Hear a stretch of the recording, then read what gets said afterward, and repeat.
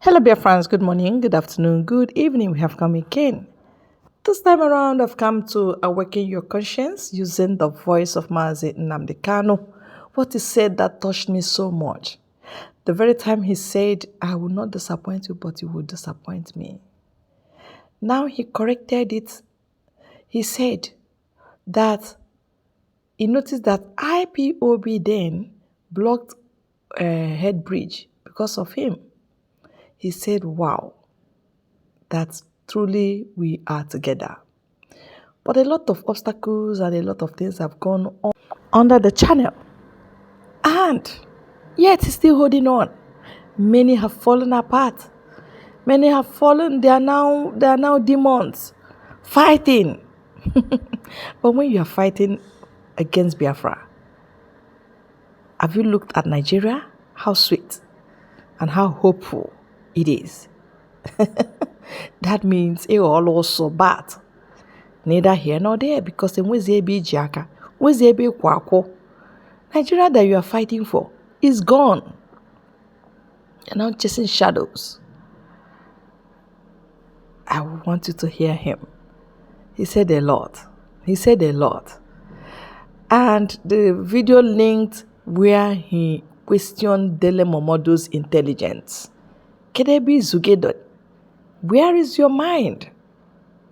Let me query you a little bit.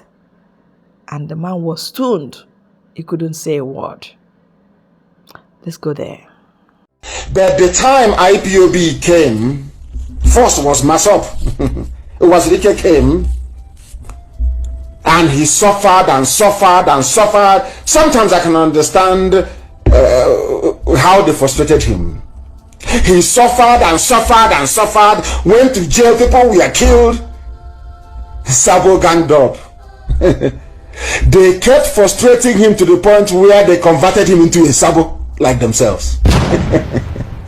You don't know, I read all those things. I took time and I studied everything. I knew. I know that there would be obstacles. I knew it. I know our people will fail.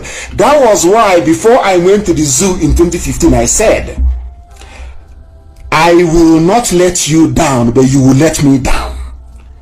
But fortunately for me, you don't know how much I love IPOB. You don't know how much I love you people. You have no clue. You have no understanding. As I was in jail, I was in detention, incommunicado. Somebody came to me and said, do you know what is happening outside? I said, no. They said IPOB have blocked head bridge in Onitsha. They have taken over everywhere. I said, what? He said, yes. I said, why? They said, because they will not let you down. I shed tears in prison. I said, my God in heaven. They said, we will not let our leader down who has been. He said it before he was arrested. My deputy Chenefon went to the archives and brought out the clip where I said, I will not let Biafrans down, but they will let me down. Biafrans went mad all over the world. They blocked head bridge on it for 4 days. And the world knew who Nnamdi Kanu is. Do you see how we roll? Then how can I disappoint such people? I'd rather die than disappoint them. It's impossible. Impossible. Do you see how we came to where we are today? Why Chukwu Kikabiama is with us? Why anything we touch turns into gold? Why we are able to do things that other mortals cannot do? Before the white man came, let me ask you this, because it's an interview, which means you can ask me questions and I can ask you. Before the white man came, was there any Nigeria? Before the white man came, did Nigeria exist? It's a simple question that I'm asking you. Did Nigeria exist before? It didn't, no. It didn't exist. Then why are African people, black people dying over something that they did not create? Did any Yoruba man create Nigeria? The answer is no. No Igbo man created Nigeria. No Hausa man did. No Fulani man did. No Kanuri man did. No Jukun man did. When you come to Nigeria, it's always a debate about it is our turn. It is our turn. It is our turn to rule. Now there are over 250 main ethnic groups in Nigeria. If you keep rotating the presidency every 8 years to each and every ethnic group, times 8 by 250. How many years are you going to get? So some people will die many times over. They will reincarnate many times over. The presidency hasn't come to them. Nigeria is a joke and an absolute mess.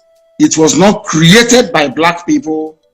Therefore, it cannot be sustained by black people.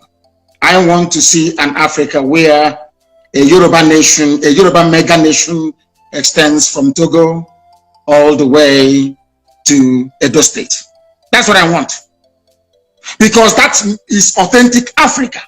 I don't know why Africans are so beholden to something that's alien to them. Are you a white man?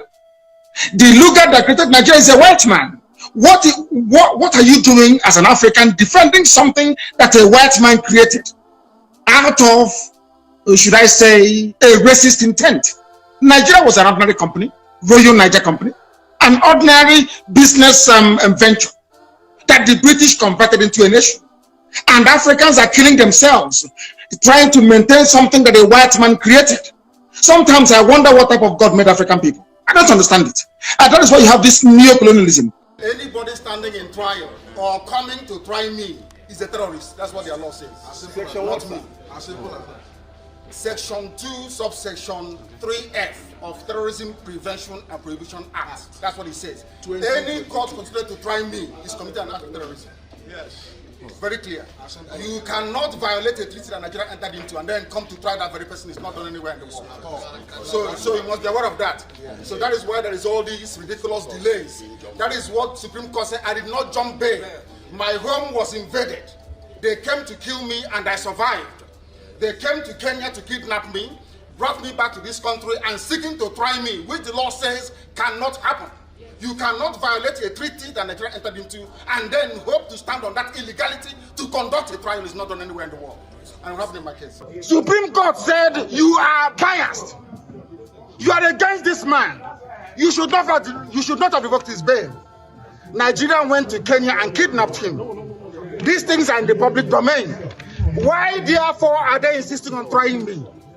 A court order was entered. In that very court order, it was said very clearly and succinctly that she is no more. No. That she is no more going to try me. Why are they insisting? Why are they insisting? I ask. Because they have no case against me. They have no case against me, and they know it. That is the voice that used to shake Nigeria, from the root. Nigeria has a very rough and bad foundation.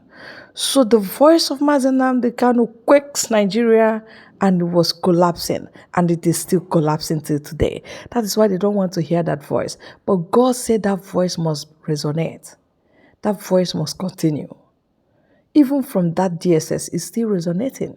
Still sounding loud and clear. Yeah. And that is it, my dear people.